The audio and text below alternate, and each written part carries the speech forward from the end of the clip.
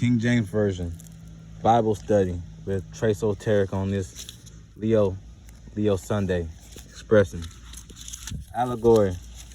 You know, men, reference to men is thoughts. Sons of men, descendant thoughts. Women, feelings.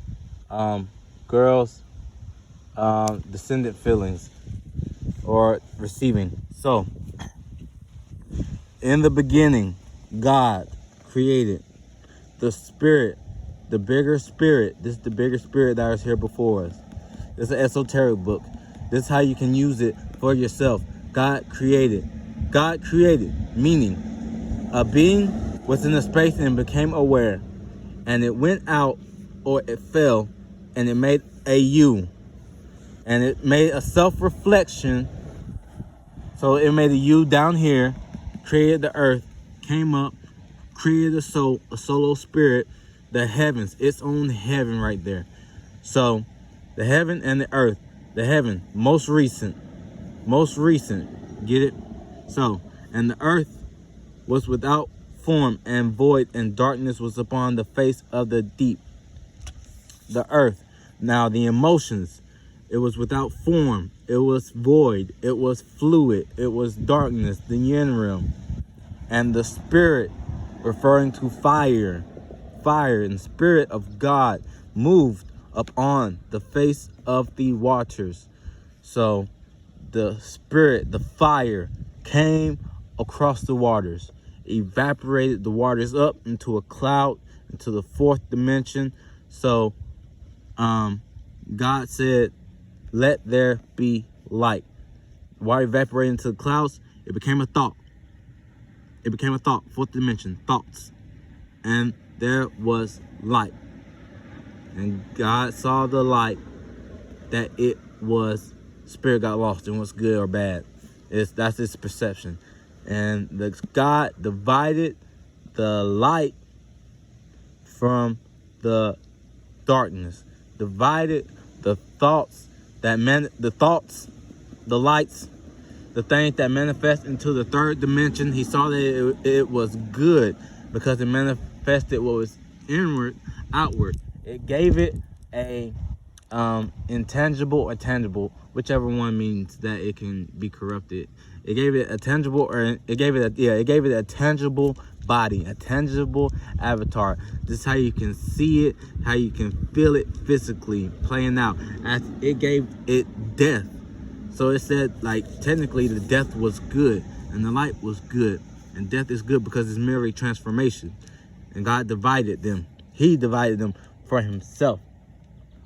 He divided his lights.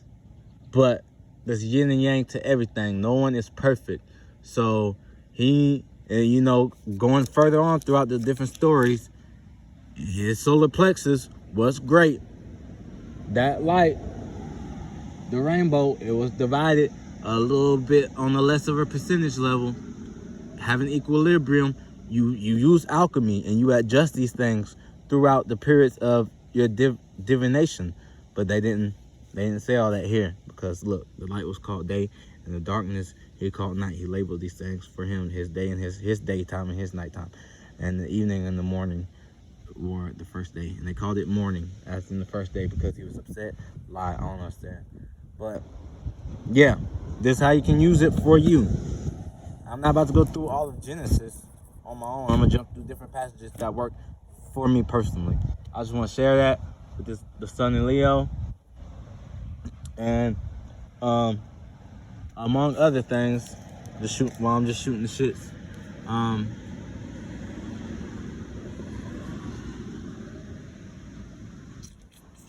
just trying to be upright, be less mysterious. I mean, the North Node is in Taurus, but my South Node is in Taurus. So the things that I'm already comfortable with, everyone else is getting comfortable with. So I'm assuming that's becoming relatable, because in my ninth house, it could be dogmatic, it could be inconsistent, unstable. I just want to apologize with the moon messages. Not really even an apology, just like I am aware, and that is the thing within a mind around that, as far as staying consistent with the moon messages and things like that. Not just, you know, how it's relatable to me with my, if it's air and water. I gotta be on that earth stuff too, you know what I mean? So we're already filling out the Pisces full moon. About to start receiving those messages back. Pisces, being relatable, relating your feelings, being mutable, being flexible with your feelings and emotions. As I initiate my own feelings and emotions, we work on being relatable. And I learned about teamwork really makes the dream work. Pisces be flunked out, but mutable, in the mutable state, your emotions and relating your emotions, even if you're in a passionate or aggressive way, relating them like overly, and you think you're hurting somebody's feelings, they'll probably understand, because everyone's going through their own flunkness. Everyone's learning from each other. But majority Pisces. I mean, my mom is a Pisces moon, so learning from them, and like once you learn from each other, then it's all like teamwork makes your dream work. It's happy. So going to Aries, we're initiating a new way of expressing, because the sun will still be in Leo, so that would be like a trine, especially with all the retrogrades, especially with all my freaking stelliums. I'm so grateful and appreciative in the highest form, like not the highest form like, oh, I'm the most grateful, but like, you know, being great and being full of greatness and being grateful, just, you know, knowing its existence, not living, dying, transformation, but existing. So I just want to drop the message of how, you know, grateful I am to be here right now.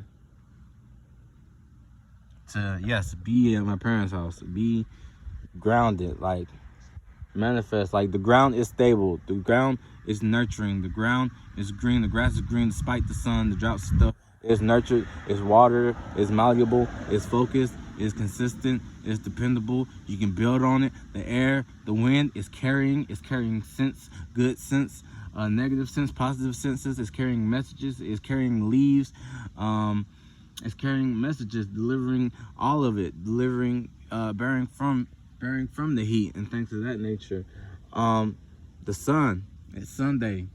The sun can be overly stimulated by a solar plexus. Do what's good for you, being selfish, receiving your love, knowing how to receive love so you can give love, knowing how to receive hate and take it and transmute it so that you get that same hate back. I mean, if it's the same hate, it is, if it's the same hate, then it's love. Virgos know this best. Virgo, Leo, cusp, ascendant knows best, giving constructive criticism. Some people don't want to hear it. Sometimes it's a little bit too much, but intentions are good. But sometimes it drives people where they need to be, and if it drives them away from you, then hey, it's what it is. Like if your manifestation or your seeds fall on dry ground, we out here manifesting vocals that if it doesn't work for you, it falls into someone else's hands. Someone else comes across that seed, and they have more nurturing tendencies in their heart. They have been not loving themselves, not setting themselves up, regardless of what people think of them. So they find the seed, and as they pour into the seed, they are pouring into themselves. It's an analogy for them pouring into themselves, and this is good. This is good right here. I haven't looked at my chart to see what any Aries sextiles. I mean, I know it's going to be trine, fire trine. I know it'll be. Venus is no longer in Cancer, so it won't be a square there. Are there any other cardinal? That's wild. That's wild. There's not really any squares out there, but it's gonna be sextiles and opportunities, and things of that nature. I just want to share this message. I wasn't really even gonna do the Bible. I was gonna write it down for myself, make a little drawings and things of that nature. But like, stay in your Bible, keep your warship activated, fully functional and going. And yeah, thank all y'all. It was your boy. You already know. Call your shots. Hey, call it.